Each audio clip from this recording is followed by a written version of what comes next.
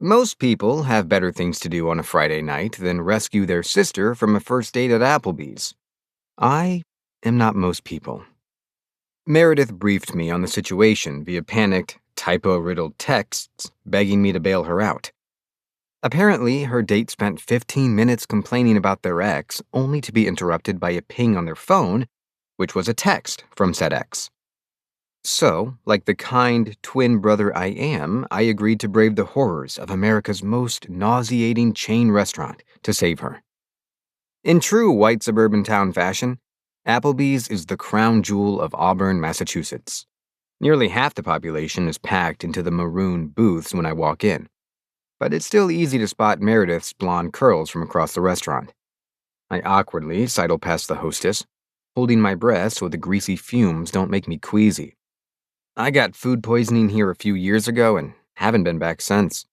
I can still see where I vomited, the stain apparently forever memorialized in the low-pile carpet. I step over it and head to where Meredith's seated in the middle of the restaurant. Her date, a girl with freckles and short brown hair, stops talking when she notices me approaching. Meredith twists over her shoulder, relief visibly flitting across her hazel eyes. She feigns surprise.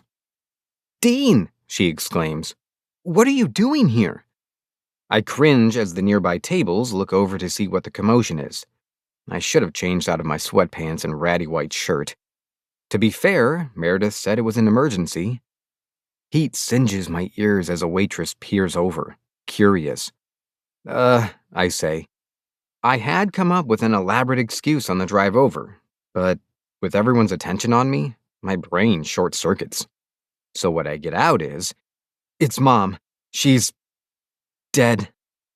She's not. Well, I don't know. She hasn't been in our lives for over a decade. A woman at the next booth gasps. Meredith's eye twitches. "Oh my God," says her date, reaching across the table to lay her hand over Mare's. "I'm so sorry. That's awful." "Yeah, that is awful." Meredith glares at me. I wince. She throws a few bills on the table, apologizes to her date, and then we hightail it out of there. I keep my eyes trained on the carpet, both to avoid stepping on suspicious stains and so I don't have to see everyone staring at us. Being perceived is one of my least favorite pastimes. Once in the car, Meredith punches me in the arm. Ow! I swerve into a curb on our way out of the parking lot. We may have similar builds, but she's the only one who got Dad's strength. My strengths are more mental than physical. Except for tonight, when I demonstrated neither. What was that for? For saying our mom's dead in front of a bunch of middle-aged ladies drinking dollaritas?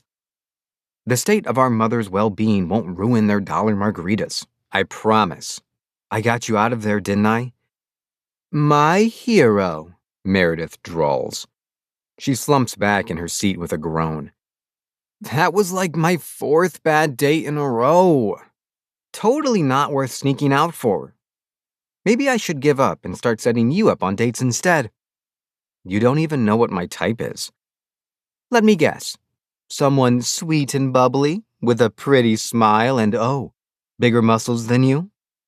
I glare at the road, saying nothing. Damn it. She does know my type. Thanks for picking me up, Meredith hums. You better be.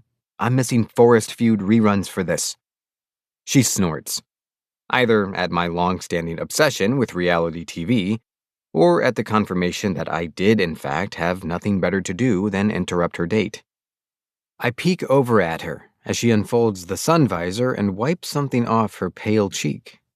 On the outside, we're nearly identical. Same sharp features, matching dimples. Even our laughs sound alike.